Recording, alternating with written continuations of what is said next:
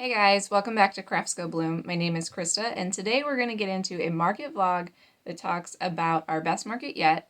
We did more than 2 times better than we've ever done before, and it was only open for 7 hours. So let's check out some clips from before the market. Now, this first one that we're going to look at is me just laying everything out and getting a sense for what I have, taking some inventory. So this is just a behind the scenes look of real life and having everything in these baskets. I got them at Joann recently. They were on clearance, so we've upgraded our display a little bit here. And then these are the totes that I normally keep everything in, and those get loaded into my van to take them to the market. So it's just a look at how messy it can be before a market. It's not always me like sitting everything out exactly perfectly right from the get-go. Sometimes we just need to sort items that I've crocheted that month that need to be added into inventory and things like that. So here is our setup for what it looks like when I'm taking inventory. So we've got everything laid out nicely in these baskets and put together. So I've got cats, leggy frogs, triceratops, whales, my daughter's bee pattern, mushrooms. Both of those are good sellers for me. I can't keep those in stock. Scrunchies, those do pretty well. Bears, $5 keychains over in a basket on the left. I've added some sea turtles this month, some pop turtles, some jellyfish, and I can see I've got my chickens over there. I have a tutorial for that on YouTube if you want to watch it. It's also in my Etsy shop. And that's my pineapple pattern as well. I've got some brown mushrooms and some dino nuggets and chicken nuggets. I've got ice cream cones from Katie Being Creative, a lamb, some llamas. I've got fish. I added in pumpkins because it is August, so I wasn't sure if those would be good. Axolotls. My big cat is just laying sideways because if he stands up, he kind of blocks everything. And that is my watermelon pillow pattern there in the front. And I can see a Captain America, that's my pattern. Cute little orange and pink penguin. I love that pattern. Got some strawberries, some blueberries. So lots of different things. This feels like a full market setup. This is everything I'm taking. The only other thing that's not in that video, I think, is a baby blanket. And I'm not really expecting it to sell. I just made it. I have it. It's there. If it does sell, that's great. But it is a more expensive item, so I'm not thinking that that's like that's going to move very fast. And I also always have some hats, just like beanies with pom-poms. But it's been summer, so they're around in case the tables like get empty. But I knew that they weren't going to sell, so there are technically some hats also. Now, I just didn't list the prices in this video because it was getting a little bit repetitive, and I've kind of changed up my prices just a little bit.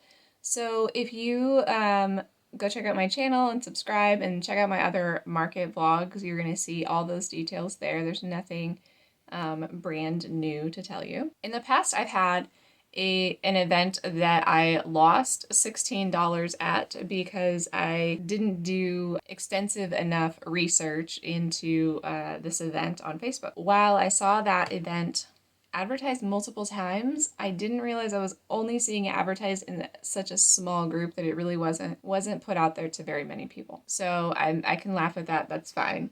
If you check out my last market vlog, you'll see all about it. And then we went to another market and we did great and it was fun. So for this coming weekend, I have been checking the Facebook event, wondering how many people are interested, because that's kind of the best way I can gauge how many people have responded to it. This event had a few hundred people interested. It's a yearly event that I know the community is very used to it happening. So I wasn't really like worried that it was a brand new thing that no one had ever heard of. I knew that it would be well attended, but I wasn't sure how well.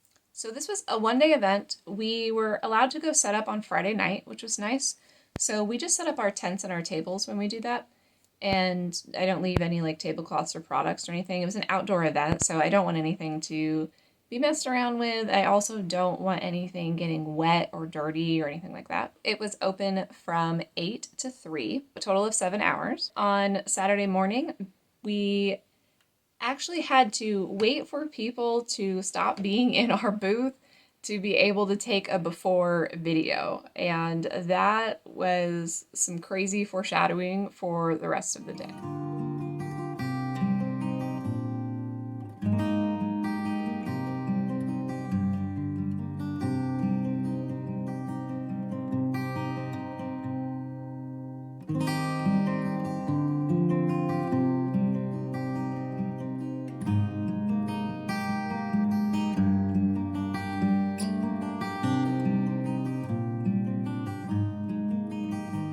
So I've got some after videos for you that we can watch now.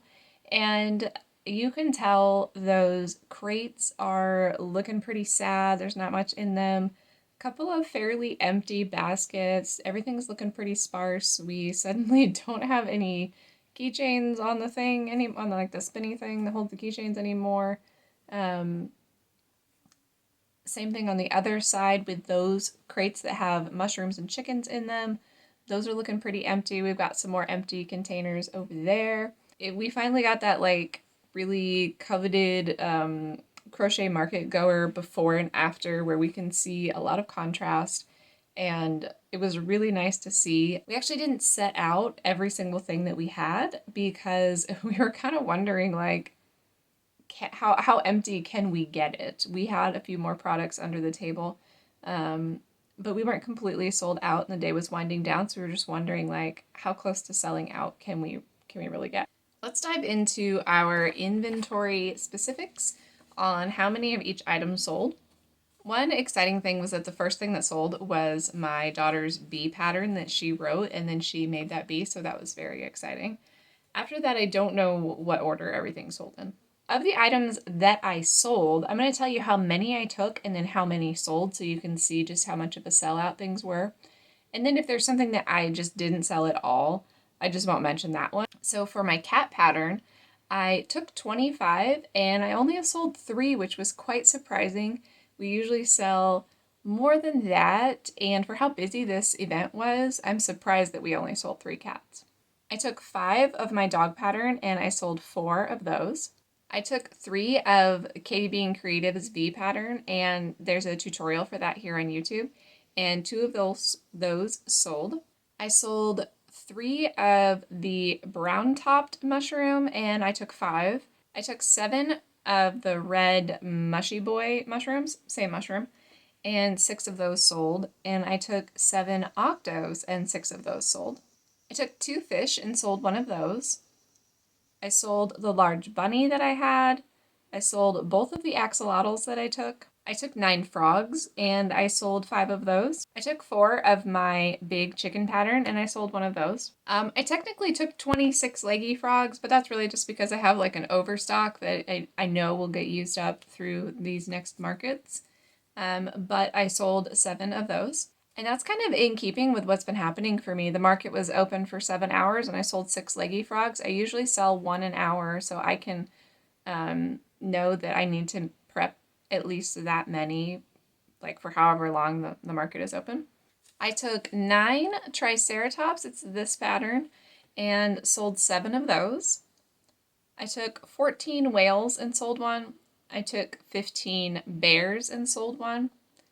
I had 4 large strawberries and sold 1 of those. I took 7 blueberries and sold out of those, so that was very exciting. I had 3 s'mores and sold 1. I took 6 of my baby chip pattern and I sold 1 of those. I took 2 pop mushrooms and I sold out of those. I wish I would have had time to make more. Those have been awesome sellers for me. I took 3 small turtles and I sold out of those. Those have been great sellers for me. I definitely would make more than 3 in the future. We sold 7 bracelets, 11 of our $5 keychains, and 2 scrunchies. I took 1 lizard and sold that, and I took 1 alligator and sold that. Took 1 cow and sold that. I had 4 of the small jellyfish and I sold out of those. I had 2 pop turtles and I sold 1 of those. I had 6 large sea turtles and I sold 2 of those. I had 5 of my daughter's bee pattern that she made, and she sold 3 of those total. And then I took 6 of my large pumpkin, and I sold 1 of those. Overall, it was around 100 items that sold. For this market, I expected a good sized crowd to be there, but I wasn't expecting the turnout that we had or the interest that we had either. And our previous record for a market was $600. And this market was open for 7 hours and we made around $1,500. And then if I take out the taxes and card fees and the booth fee, it would be around $1,400 that we made. So this was by far the best market we've done. We were absolutely blown away. We had no idea. I was just hoping to make like $500. That was my actual expectation. Like, I thought $500 would be amazing for this like small town event that only goes for a few hours and it has like medium interest online. So absolutely blown away, super, super thankful. Absolutely going back next year. We already talked to the event coordinator and let her know how much fun we had, and that was another big part of it too. Was it was an enjoyable experience. It was well advertised, obviously. So I'm really looking forward to doing that event again. So if you check out the other market vlogs on my channel, you'll definitely see that we have had some ups and downs. This is a huge win for this market, but I definitely don't expect them to all be this way. So this is great, but I still want to manage my expectations and go into the next markets knowing that we typically make $100 an hour, not 200 plus per hour. And that's okay for us. For where we are in the country, we're totally fine with that. That is reasonable for our area. So coming next week, you're going to get to see my next market vlog.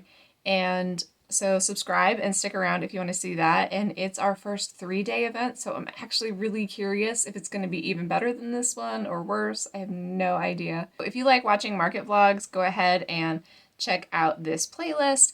I also have tutorials and videos about everything I crocheted this month. So you're going to want to check this out as well, and I will see you in the next video. Bye!